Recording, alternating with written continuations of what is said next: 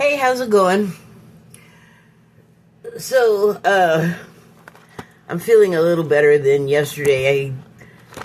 I didn't do a video where I normally would because I don't know what was happening.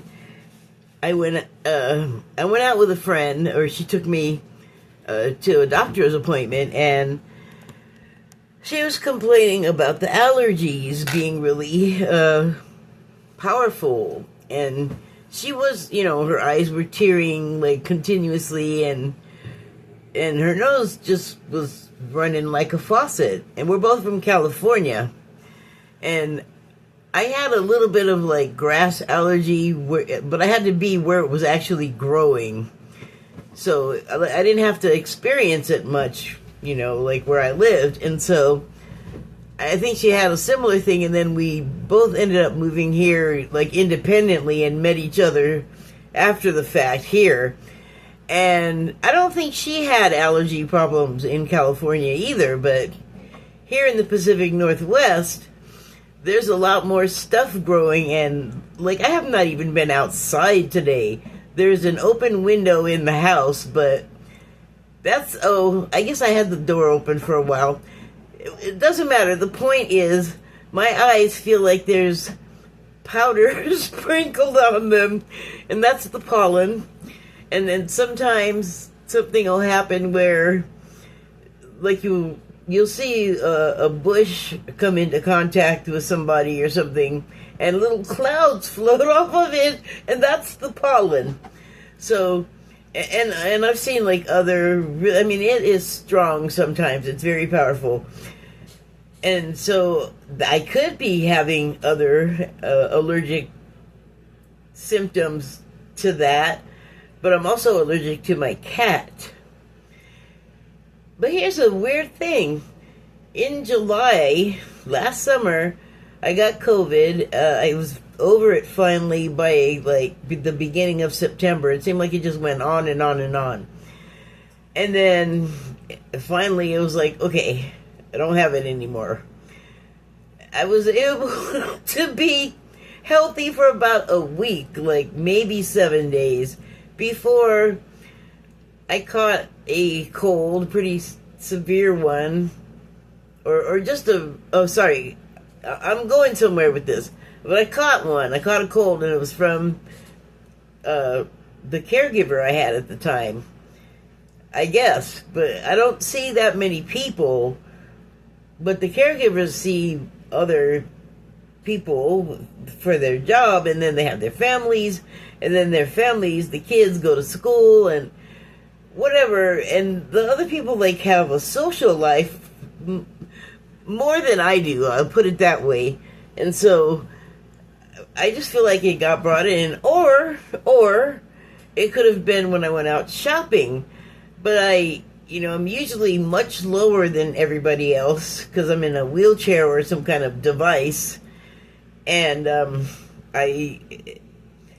they give me like a certain amount of distance around me, and then I don't like to get like too close to people just cause like nobody wants some stranger Klingon, right?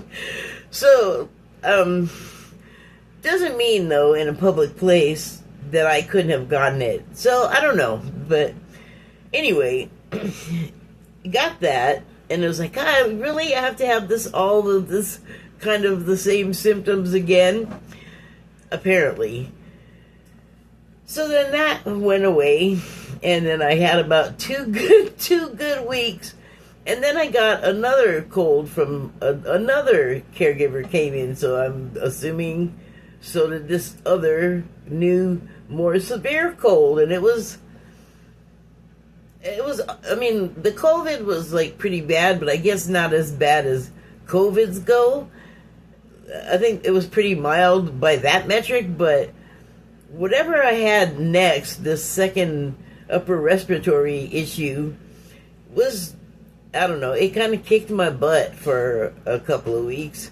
And then I got about another week of being healthy, and I got a cold again. Mild. Or was it a cold? Because it started producing sorry, don't mean to be gross, but yellow mucus, not dark yellow, like you are severely ill. And I wasn't flat on my back and like half conscious. Like it was never, nothing was really ever that bad. Even the severe one I described, like it knocked me down, but I would just go to sleep. So yeah, I slept a lot, you know. But this last one left behind this lingering mucus business, and I'm coughing it up all of the time. And I know coughing can point to a number of conditions, all of which are possible here. But my overall feeling is pretty okay, you know? So I don't feel like I'm hit that severely. And then this last cold kind of went away, but the mucus and the coughing has stayed. And so I was describing to this friend yesterday about this last lingering mucus thing, and she said, "Oh, I've heard people talking about this light yellow mucus before, and they think it might be linked to black mold." And I was like, okay, great, because there's actually a giant patch of it in my living room and then another one right outside the bathroom. So if you're like me and you live alone, you might, and also you're in a wheelchair, you might not be so concerned with getting the door shut all the time. Like, especially if I'm by myself. It's just like, if you're in a wheelchair, you know, there's a bunch of things that make everything take longer because you're in the wheelchair. Either your condition, or the wheelchair itself, or the house, or whatever space you're in may not be so wheelchair friendly. There's a whole bunch of stuff you have to think about otherwise. So what I'm trying to say is it makes everything take longer. But the commode, the turlet itself, is right by the door, right by the other giant patch of black mold. And I was upset by this because, from what I understood, black mold is not good for you. It's not good to inhale, come in contact with, I suppose, whatever. Like, inhaling it is enough. Like, it's bad enough. And since you know it, like, lives in, like, a wall or on the floor or in the ceiling or something, it's not like you got your nose right up to it, and it's airborne. So I don't know, I just have thoughts like that, and it just it's frustrating. It's not good. So I looked into, like, dealing with that legally, and what I learned was, in housing, particularly federal housing, like you hear so often has black mold, the owners of these places, I guess, consolidated into a group and lobbied somehow to make a law that makes them not responsible for the black mold that just is in, like, all of these properties. Like, I went to a place in Hawaii when I went there and we were visiting one of their friends at this place. And that place, I don't know if you're aware of what the weather is like in Hawaii. It can be moist. So they had the mold problem. But when I was there, it reminded me of LA because it was hot, it was dusty, it was dry. At least where this place was. I mean, it was Hawaii, so the rest of it didn't. The rest of it looked like how you would expect. But this place probably did too before they cleared the land and put that place on top of it. So, okay, like, I feel like it's hot enough there that it would be hard for it to survive the black mold. But what do I know? Maybe it's like some kind of super being that can just thrive. So, anyway, and then I'm pretty sure they have it in LA, too, where it is not particularly, like, it's not humid, really. It doesn't rain a whole bunch. So you would think, oh, well, it's probably not in those places, but I think it is. But But, so what I found out is you can do nothing about it. Hooray. I don't know. So now I'm living with that. I don't know what led me to spew all of that. I was going to spew about something else. So I had written a piece yesterday and I posted it in my community section, and you can also find it on WordPress. It's just under my normal name under WordPress, which is Kathy with a C, ATHY, sample, SAMPLE, like free sample, or like the lady the appointment yesterday when she asked me my last name. My custom is to say sample like free sample, because when you just say sample, people are just like, they don't really like, I don't know what it is, but I feel like it's like, that's not a name. Why are you saying that word? So I free sample along with it to clear up the confusion. And I say free sample, and she pops right back, like at Costco? I'm like, yes, that kind. Why am I talking about that? Oh, I guess that was why. Okay, so, anyway, the written piece that is on WordPress under my actual name, not Starflake anything, you can read it there, or it's in the community section, which is where I put it yesterday because I didn't do a video. So you can refer to that if you want, but what I wanted to talk about was something that I talked about, not in great detail, because it's kind of on a subject that if you don't know about it, then you'll have to just go look it up. But you can look it up, like on YouTube. And I've known about it for a while, and it just seems like lately the information about it is more prolific. But Tartaria is the name of a civilization that was on Earth, that, had Earth people. It was just people. But they had a whole other language. They had different technology, modern, better technology. And that civilization basically disappeared. I'm not sure if the whole planet was called Tartaria. Maybe it was like a system, a network throughout the world of like the architecture and the technology. But in like the mid 1800s or the 1850s, I think at the latest, was when Tartaria was just like phased out. So that's not immediate, but the way they did it was so evil, like so just diabolical.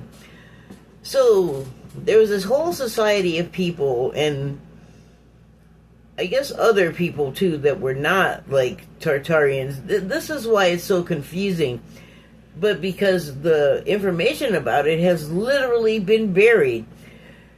So you have to like read accounts or watch videos about it and see what you can find.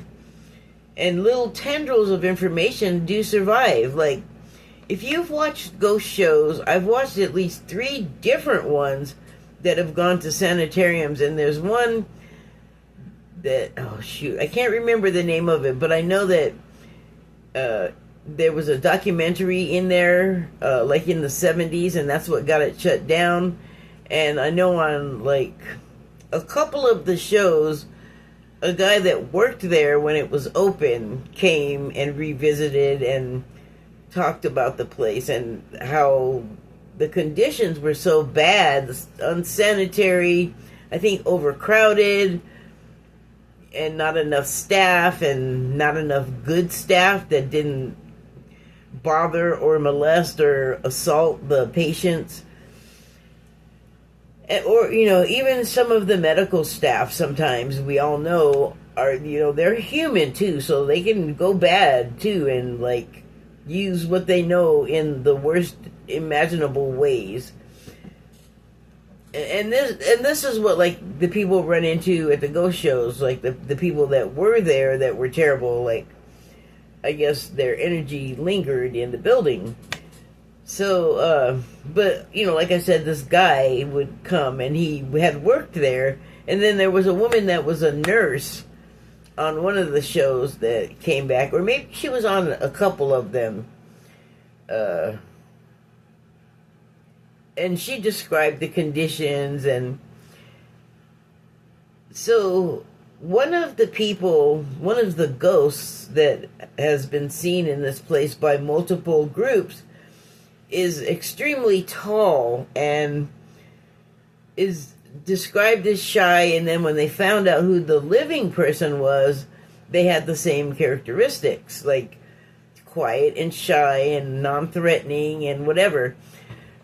So pin that, because when the Tartarian people were phased out, I don't know, they could not have gotten rid of, like, you know, hundreds of thousands of people by putting them all in asylums. There were not that many asylums. There weren't enough to do that. But a lot of them did get put there, and they did something that is done today under different circumstances, but kind of for the same reasons, like with the immigrants that ICE picks up, or even when it was INS. Families could get separated, but now there's like an emphasis where it's just like done because it's cruel for fun or something. Gross, but that appears to be what's happening. So what happened in the mid 1800s was the families were being picked up, and then children being removed from the families because of the Midwestern America agricultural expansion and industrial revolution. They needed bodies out there to work those farms and factories and whatever else. But they just took children from their families and put the parents in asylums. And for some reason, there was like a real language barrier. But it wasn't just that there was some language they were speaking that people didn't know, like Italian. Like if you're American and you're not Italian, you're probably not going to speak Italian. Or same goes for Japanese or whatever. So these people spoke a language that no one else knew. It wasn't like there were other Tartarians there at the asylum. They would get there and no one would understand them. The Tartarians, though, I guess, could understand English. But they were just weird, bizarre people. Their clothes looked weird, and their mannerisms and behaviors were weird. Like some of them were very stubborn and wouldn't just transform from who they were into this new person and just sort of put their whole life behind them and never look back or something. Like, and they got called, you know, problematic, you know, they're hard to work with, didn't play well with others. And I don't know if, like, they ran off or if they lobotomized them, if they had that process then, or if they just drugged them. I don't know, but if you were inconvenient, you were somehow quieted or, I guess, disappeared. Because, as I said, there would have been hundreds of thousands of these people and not enough asylums to put all of them in. And plus, they were angry that, you know, hi, we were a family with children and you just took our kids. Didn't compensate us, ask us, because people did sell their kids over history for poverty reasons, I think, mainly. But I guess some things like that still happen today, where people sort of sell their kids, and it's not necessarily that they're in poverty, it's just that they want that money and don't care that much about what the situation they're sending their child into. But they have to know, like, no one is altruistic, just like barely anybody. Like, there's always an ulterior motive. And when you want to take someone's children out from their parents' eyesight and actually tell the parents to stay away and don't come around, I feel like there's got to be some sort of exchange of information that makes the parent feel like, I think a normal parent would be like, okay, I guess I can go ahead and trust you, like be wary about it. These people are just all, yeah, yeah, don't call me, I'll call you, as they count the money or something. This is just something that I've seen alleged. But just interesting that the same kind of practice goes on today. And I know there's a push by the tech oligarchs to like have people breed, even though on the other hand they want to do things that'll like decimate a bunch of us. Depopulation, they like to call it. I like to know who put these people in charge of that. Like, you're a tech guy. You're not an anthropologist and whatever the title is for like a civilization tweaker. I don't know. Society manipulator. Well, that probably works best right there. But so anyway, yeah, stuff just seems to repeat oddly. So, that was a reset, what they were doing with Tartaria. And one of the things that is in like the information that you can find about it is how families that are known to be like the wealthiest and have a lot of control over things through like Bilderbergs and Bohemian Grove type situations, that, you know, all these wealthy and political people meet and decide how the rest of our lives are going to go, and, you know, what companies are going to run, and shall we have a war and get rid of a bunch of them? Shall we release a disease and get rid of a bunch of them? Shall we, like, make the food inedible and the, you know, liquid not potable to drink? You know, just all kinds of stuff that it just blows my mind, because it's not like, you know, you're putting up a barrier between yourself and what you do to other people. Anything regarding atmospheric stuff that's going to affect the food and water is going to affect everybody's food and water.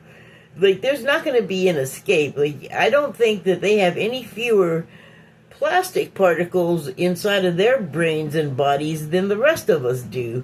I don't care how organic and special your food is. Water just circulates through the planet, and I don't know how the particles are getting around, but they are, okay? So it's not good, but I don't think that they're, like, separate from whatever they're doing to us. Like, if it's not immediate, eventually some effect of what they're doing is going to also affect them. I mean, unless they leave the planet, but I wish they'd do that before they completely screw it all up. Like, just go. We get it. You hate us. We don't do anything right. Just go. You got all the money in the world. My God. Sorry, I get a little excited. So here was another parallel. I'm not sure it is, but it was just the weirdest thing. So this particular information came from a video, and it was one of a series about, like, the last teacher of, like, the information that was lost with Tartaria. Like, education was completely different, and the motives for educating people were completely different, I guess. But so this woman, I think she was one of the last orphans, so one of the last of those children that got separated involuntarily from their parents and turned into like a little work unit, because part of the agreement for the parents, or at least, I don't know, maybe it was supposed to make them feel better, it was that they were told that they would be part of these families, you know, like treated just like the children, the natural born children. In most cases, I guess they were not. The person that was telling this, retelling this, telling this remembrance of theirs, I guess she had it better than most. Like, they weren't super affectionate with her, but they included her. Like, she ate meals with them, she went to church with them. She wasn't just like Cinderella. Like, she had chores with the other children. She wasn't singled out and like the only one that had to work or something like that, because I guess that happened. But, you had parents once and you had a completely different life. But anyway, so I always wondered, like, well, where did Tartaria go and why? Well, there's a phenomenon known as mud flood, and it refers to, I think, specifically the disappearance of Tartaria. And it's buried, like the information is buried, the people and the places, I guess, were also buried that didn't make it out. I don't know, it's not clear. But I've always wondered, what precipitates the mud flood? Like, what I was saying before, like everything they did, it's like the 2025 plan. It's been long plotted out, and it's finally that now 2025 plan has been executed since 2025, maybe before even. And so I feel like this has those same kind of elements, and they called it a reset. So I don't know the reason why they would want to do this, except for like opportunistic, greedy people want these things to happen so they can get ahead. And another type of video on this subject is they'll name a very wealthy family that's known to have been wealthy for a long time today, and the title will be "This Wealthy Family That We Know Of Before This Date Was Not Known to Have Wealth." So, and it would be a date just prior to when the mud flooding of Tartaria would happen. And it's also weird that, like, floods is like a cyclical thing or something. Like, it's in the Bible, and, when God wanted to smite us, we got flooded. So that's another weird parallel. But anyway, so this woman, it's never been clear, like, I had never seen it until I came across this. Why did the mud flood happen? Like, did mud just start falling out of the sky? Like, I just didn't understand. Like, there was that much rain, and it just turned into mud? I mean, that happens, but not on the scale for, like, covering a cathedral. Like, those are big and tall. It's just strange. So, this woman was asked about that, or asked about, like, what happened right before the mud flood, and she said that weird things were happening in the sky, like sounds that you could just tell they were coming from above you. And in the 1800s, we didn't have stuff up in the lower atmosphere or upper atmosphere, like, we didn't have flight, really, I don't think, yet. So, she said that sounds were coming from the sky, they would vibrate, and they were, like, loud, but also you'd feel like your literal bones and teeth shaking. Like, I don't know if you've ever felt that kind of resonant rattling, but it's not comfortable. And it's kind of weird where you're just like, I don't even know what could make that sound, and why is it in the sky?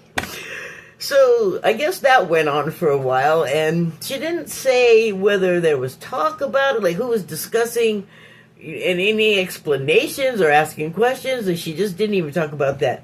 But she was on her deathbed, so I guess she didn't have time for all them details.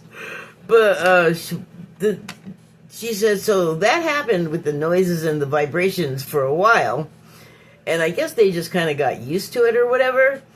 And she said then, and this was what really struck me, because it sure sounds like, she said, lines started to appear in the sky.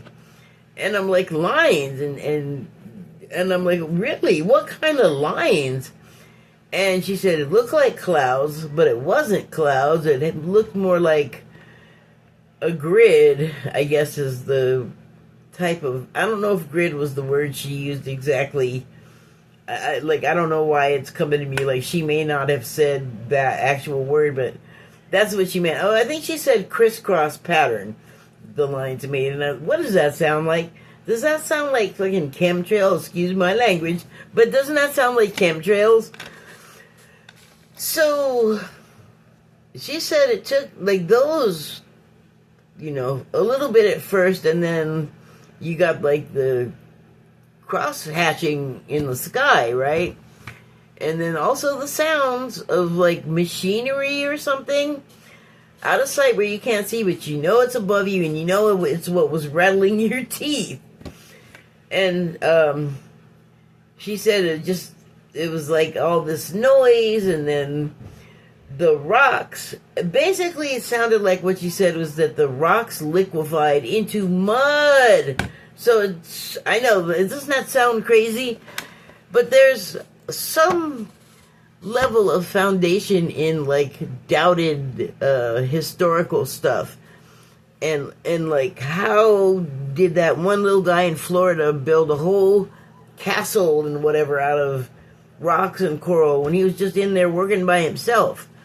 Or how did like places like Machu Picchu with those giant like interlocking blocks fit so tightly that you can't get anything between them? You can just see that there's a block here and a block there, almost as if they're melded together. So the theory is out there that vibration can help us move heavy objects like pyramid on the Giza Flats size bricks, or coral castles in Florida, or soften rock so that it can be molded or melted or mudded.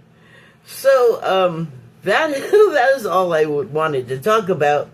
But the piece that I wrote, and again is in the comment section, the community section rather, on my page.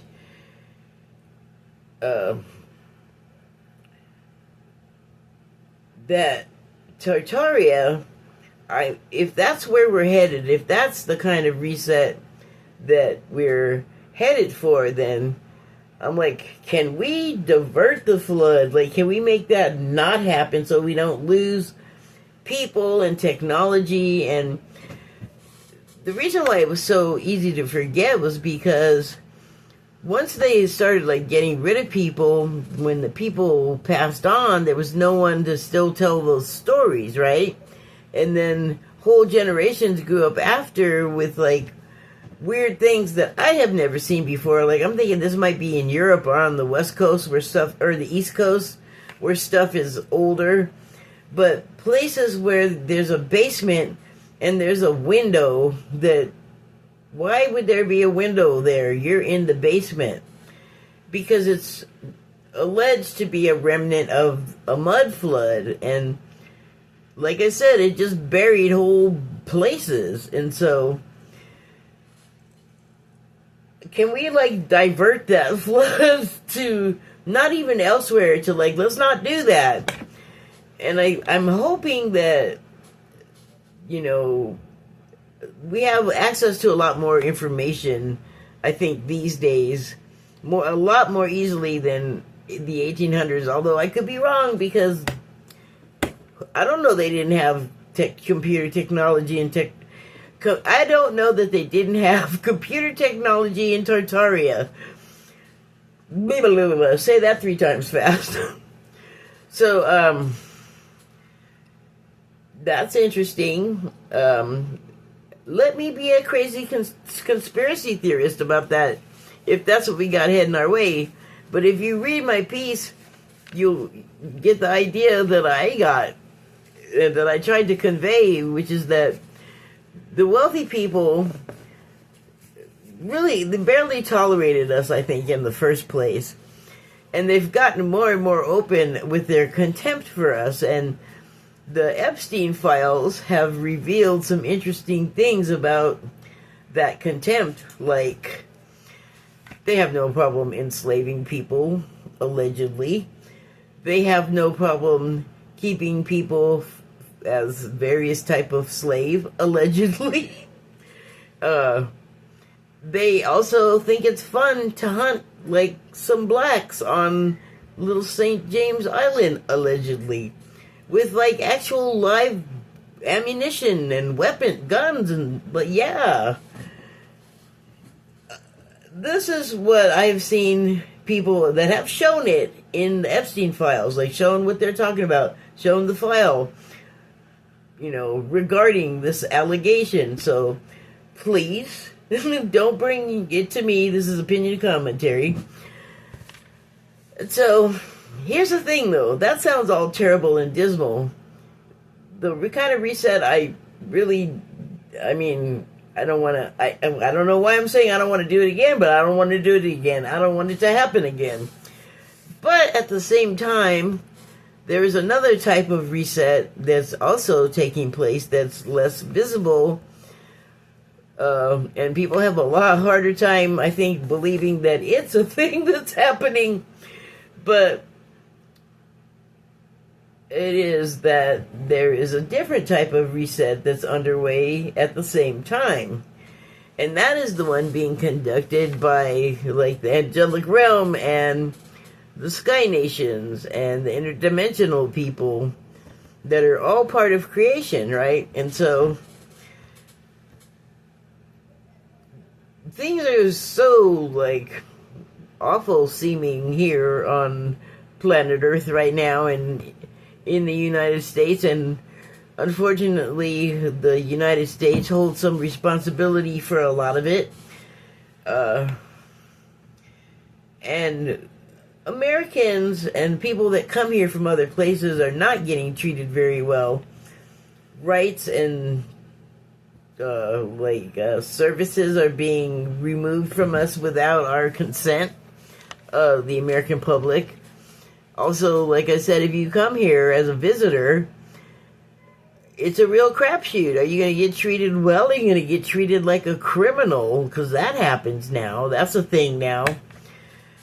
And the economy is not great for most of us that, are not wealthy or even well-to-do at all. So it feels like things are not going great, but that kind of thing tends to work itself out and come to an end. And boy, everything is just spiraling so much faster and sort of wackier than like it was yesterday. Every day, I just can't help but feeling like there is a crescendo about to happen. Like, please, I don't know how much longer we can all handle the sort of collective anxiety and barely contained fear. And people are not even talking about the stuff I was just talking about. They're talking about stuff you can see on television and look at a paper or some type of publication and go, oh, the economy or the stock market, like, that's normal stuff. What I was talking about, not so much. Doesn't mean that stuff doesn't still happen. It's not my fault the disbelief layer is so thick. Like, you gotta start peeling away the layers, or else you're just going to be like caught in an informational mud flood. You're not going to know what is happening.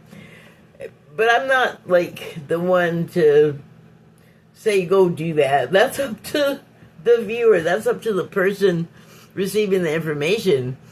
But I'd be a fan of it. I'd back you up 100%. You all the way.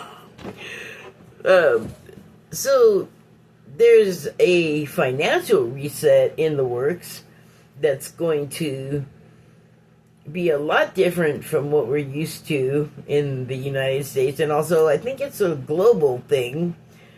And it won't be based on currency as we now know it, or even, commerce as we now know it. Which will be good. It'll be a lot more ethical. It'll be, from what they're saying, impossible to crack and abuse the way it is now. Like, there will no longer be a need for a VPN, which actually, I guess I never picked the right one, because I still got messed with even if I had a VPN, so. And now I lost track of what I was saying about that. But my point is, it's another sort of situation where are you going to place your attention? What world do you want to live in? Do you want to decide to live in the world where you can literally see it right now, where things that were illegal and against the law that people used to be against are now getting away with it, getting a pat on the back, getting pardons for things you used to be criminalized and convicted and prosecuted, like all of those things. And now it's just like, crime is good, greed is good, assault is good, overpowering people in every way is good, not letting people talk because they're black is good. But it's like, for the people that are black, for instance, like that, no, that is not good. I don't want that. No one wants that. So, the other reset, the one with the financial reset, with the authenticity and the integrity, that's the world I want. That's the world I'm going for. And that's the world where we don't spend, like, our time just tearing people down and calling names. Or, we don't, like, there's no need, like, well, that's, if it doesn't add to the point of the conversation, why is it there? It's just like extra superfluous language that's not making anybody feel good, okay? Or if it is making you feel good to do that, then you belong in I guess the Trump world, where crime is legal and legality is criminal, and also poverty they're trying to make that criminal, and I'm not a fan of that either. And it's a choice we have to make, and I assume on some level we're all feeling it. Like, I don't know that everybody's paying attention to the stuff I'm paying attention to, but I know a lot of people are paying attention to the same things. Like, there's a whole lot of people that do not want to be involved in an Iraq war, or any of these deals that this president is making, or go look it up. So I have one card. I'm going to finish up now. I have one card from the Declarations of Mary Magdalene deck, and it says, "Remember thy heart holds no lies, for in thy heart is only thy truth in love." Tell people the truth and love them that way. Tell people you love the truth. Tell people you don't love the truth, even if it's inconvenient and uncomfortable.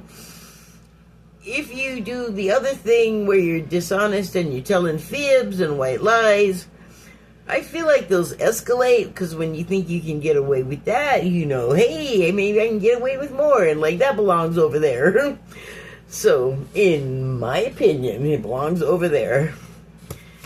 And this is like, to me, it's basically saying, like, hold your North Star close to your heart. Hold your truth highest in your priority. Because that, I feel like, is the most loving way you can interact with a stranger or a familiar. Just leave the dishonesty out. Just my opinion commentary. Please observe my signs. Here, can you even see that? Let me give you a closer look. Tethered, whoops. Hi, there we go. Oh man, it got all dim when I unplugged it. Well, anyway, there's a better view. And that's enough, I'm all shaky. Let there be light. That was terrible. There we go, look at that. Okay, I guess I'm done. Thank you and good night. Oh, my nose didn't run. Bye.